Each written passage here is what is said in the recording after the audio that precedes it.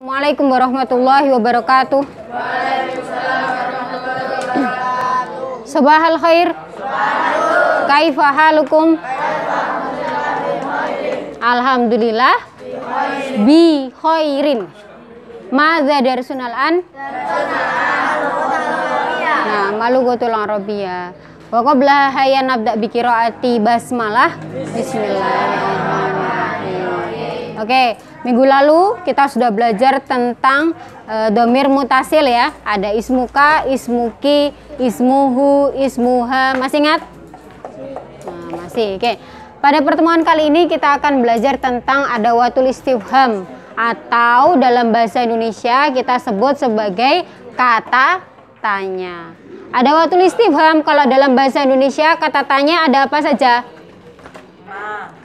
Kalau bahasa Indonesia kata tanya apa saja?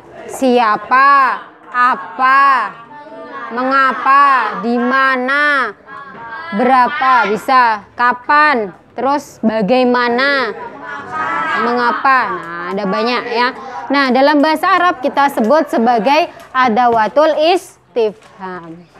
Ada ma artinya apakah. Lalu ada man artinya siapa. Ada hal artinya apakah. Ada kaifa artinya bagaimana. Ada aina artinya di mana. Ada mata artinya kapan. Ada lima atau limada artinya mengapa. Nah, yang akan kita pelajari hari ini tiga ini dulu.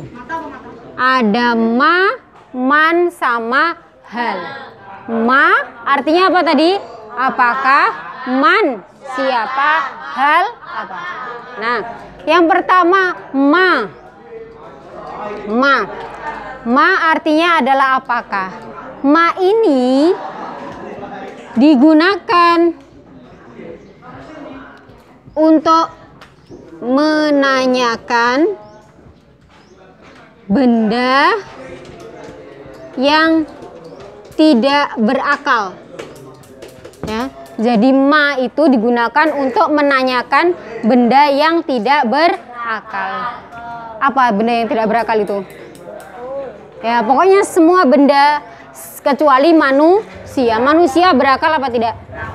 Kalian termasuk benda yang berakal atau tidak? Berakal. Maka kalian kalau menanyakan kalian tidak menggunakan ma. Contohnya ma hadza. Lihat, coba ini apa? Pulpen. Berakal atau tidak? Tidak. Maka untuk menanyakan apakah benda ini saya menggunakan ma hadza. Pulpen bahasa Arabnya qalamun. Maka jawabannya ma hadza qalamun. Ma hadza qalamun.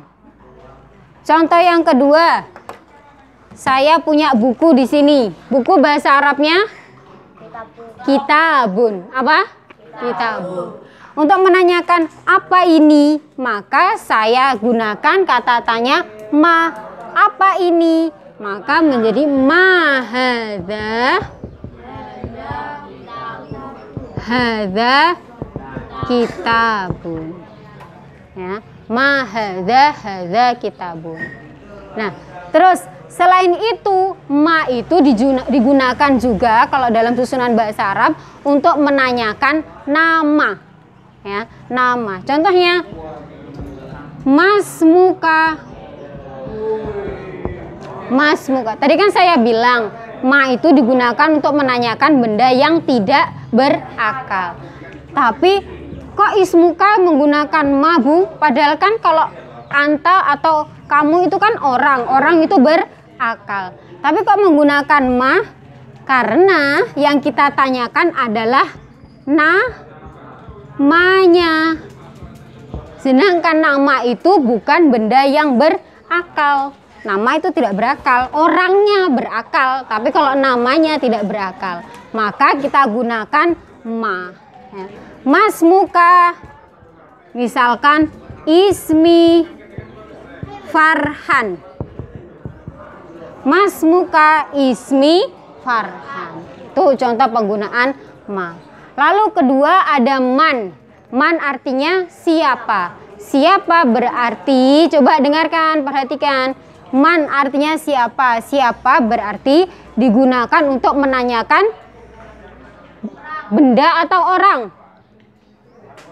Siapa itu menanyakan orang atau benda?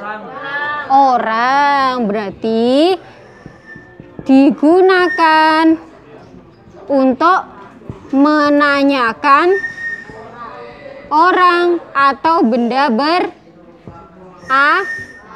berakal. Digunakan untuk menanyakan orang atau benda berakal. Contohnya,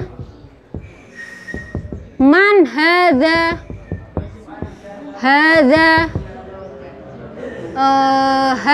Raihan. Man hadza Raihan.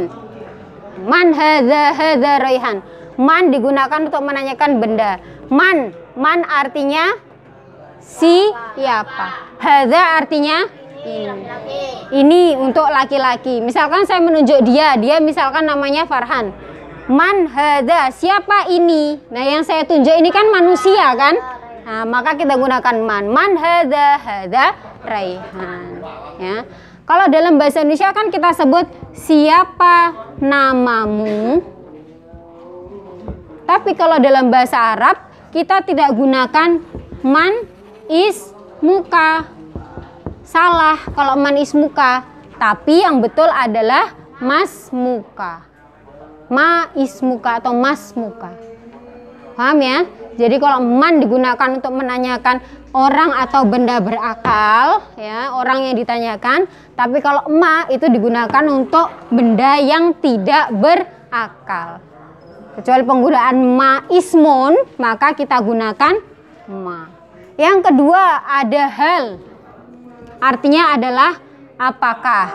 Hal artinya adalah apakah. Hal untuk kata tanya hal, jawabannya ada dua. Kalau tidak na'am adalah la.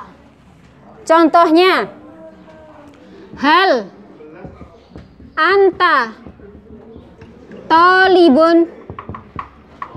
Hal anta talibun.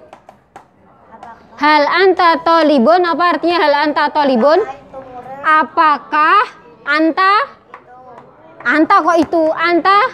Kamu laki-laki. Apakah kamu talibun? Murid? Nah, kalau iya jawabannya kita gunakan na'am. Jawabannya berarti na'am ana talibun. Na'am ana talibun. Kalau misalkan tidak, maka jawabannya la. Ana misalkan ustadzun. Ya. Jadi contohnya perhatikan, saya ulangi lagi. Contoh penggunaan hal. Hal tadi jawabannya ada dua. Ada na'am atau la. Ya, na'am atau la. Nah, na'am kalau jawabannya iya. La kalau jawabannya tidak. Jadi kalau kalian ketemu kalimat tanya depannya hal, maka pilihan jawabannya hanya dua. Na'am atau la. Kalau misalkan jawabannya na'am, contohnya seperti ini. Hal anta talibun? Na'am ana talibun.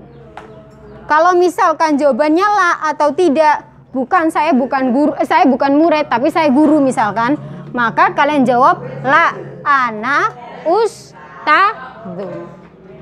Itu ya, paham ya? Penggunaan man, hal, dan ma. Ya, itu man, hal, ma atau adawatul istifham. Itu tentang adawatul istifham. Oke. Untuk minggu depan, ya minggu depan itu pertemuan terakhir sebelum PTS. Minggu depannya lagi sudah PTS. Minggu depan tanggal 29. Nah, minggu depan kita akan bahas tentang Al-Qiraah halaman 27. Nah, untuk minggu ini ya, kalian kerjakan bab halaman 24 yang bab 1 sampai 5 ya. Itu kalian ihtar asohih mima bainal kausain. Kalian pilihlah jawaban yang tepat yang ada dalam kurung. Lalu yang jim itu ihtar asohul ajwibah. Jadi yang kalian kerjakan yang ba, jim, terus ha, ya ha, perhatikan ha nomor 1 sampai 5, yang ha nomor 1 sampai 5. Imla al-farog bima atau man, auman. Jadi kalian isi menggunakan ma atau man. Lalu yang waw nomor 1 sampai nomor 5. Jadi ba, jim, ha sama waw. Ya, silakan dikerjakan. Ini nanti masuk ke nilai ulangan harian. Ya, oke. Syukron ala husnil ihtimam. Nah, tatim bikirati hamdalah. Ma'atamaniyat bitaufiq wan najah. Amin. Wassalamualaikum warahmatullahi wabarakatuh.